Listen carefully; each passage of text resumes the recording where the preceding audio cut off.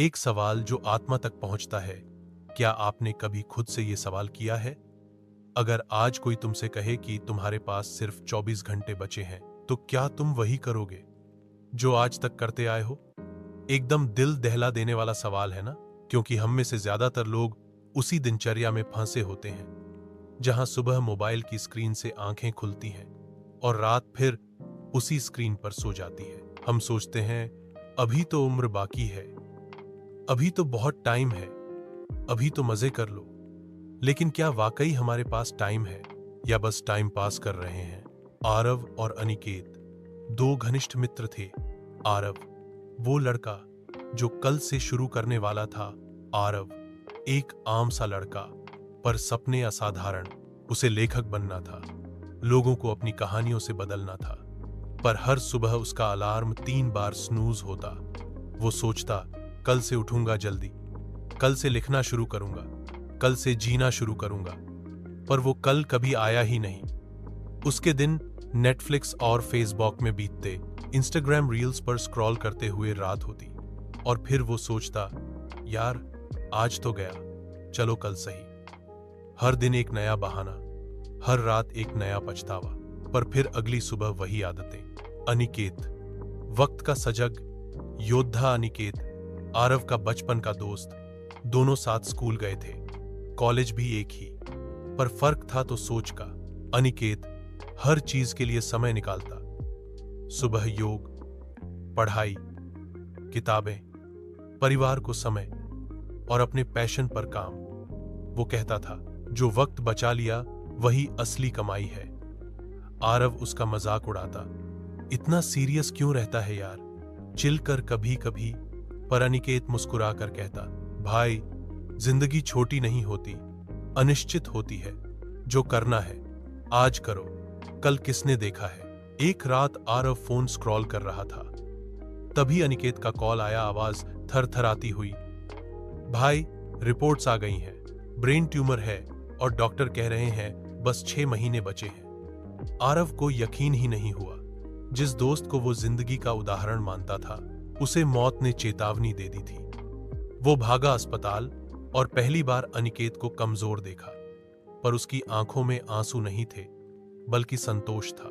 मैंने अपना समय बर्बाद नहीं किया आरव, अब जब वक्त कम है तो भी अफसोस नहीं है। अनिकेत अब हर दिन गिनता था, लेकिन शिकायत नहीं करता था। उसने अपनी मस्ट रीड लिस्ट की सारी किताबें पढ़ डाली। जो ब्लॉग वो शुरू करना चाहता था उसे लिखा, माँ पापा को हर रोज गले लगाया, छोटे छोटे पलों को बड़ी खुशियों में बदल दिया।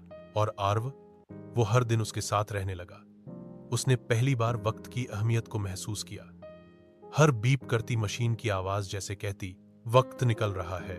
एक रात अनिकेत ने आरव का हाथ पकड़ा और कहा, भाई तुम भाग्यशाली हो क्योंकि तुम्हारे पास वक्त है।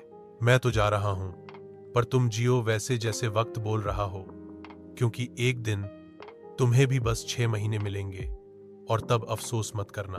अनिकेत के जाने के बाद आरव टूट गया, पर बिखरा नहीं। उसने खुद से वादा किया, अब कोई कल नहीं होगा, बस आज होगा।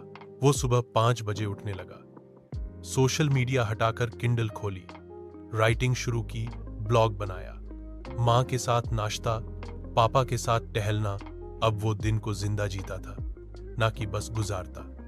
उसे अब समझ आया था, time is not a luxury, it is life. इंसान बाबा बोलते हैं, हे मानव, तू समय को हल्के में क्यों लेता है?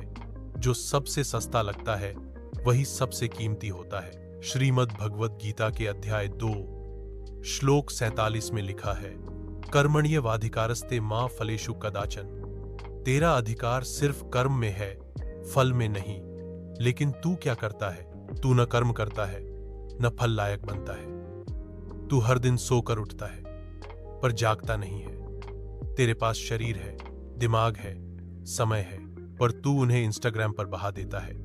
जब वक्त तुझसे दूर हो जाएगा, तब तू पछताएगा कि काश मैंने अपनी माँ की बात मानी होती, काश पापा के साथ बैठा होता, काश खुद के लिए कुछ किया होता।